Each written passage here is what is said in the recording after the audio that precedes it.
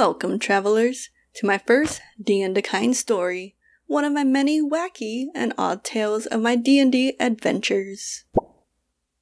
Let's begin with yielding. In the world of real life, we know this as yielding, that yellow or red upside down triangle sign by the road. But my D&D group knows this as yielding, after one player had convinced him so. The birthing of this word takes place in my tropical island homebrew, when the party ends up in Talon's Parliament, an owlfolk town. There was Nox, the dragonborn barbarian, Namfudo, the gnome ranger who was actually afraid of flying creatures, Lord Invader, the human rogue, and Tordik, the dwarf cleric. Here, they meet a powerful, wise, and very old owl, Kamai Kanaka, who informs them of the cursed island and inevitably dies of just being old.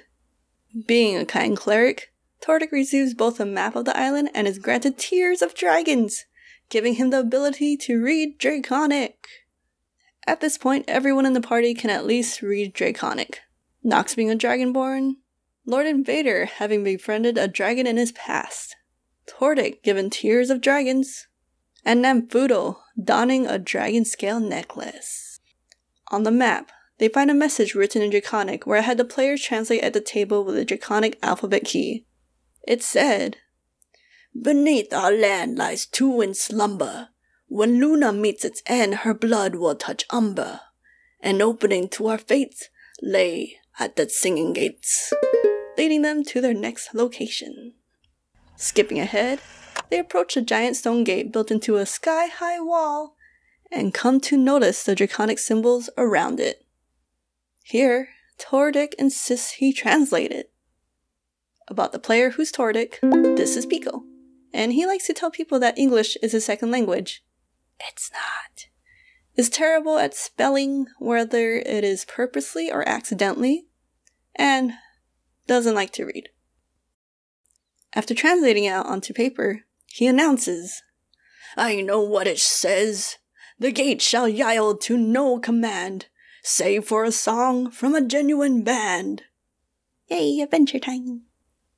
In person, everyone was confused, including me. He had translated it correctly, spelt it correctly. I had spelt it correctly before presenting the phrase to them, but he just happened to say it wrong, unintentionally. In character, everyone played it off, saying they didn't know what yield was, and so Tordik proceeds to explain. Here's a side note. Throughout the campaign, Tordik continuously likes to brag and talk about his hometown, Torun. And so he explains. "Yielding in Torun means to take off your clothes and armor and roll in the ground. It is an act of respect. We must show the gate respect."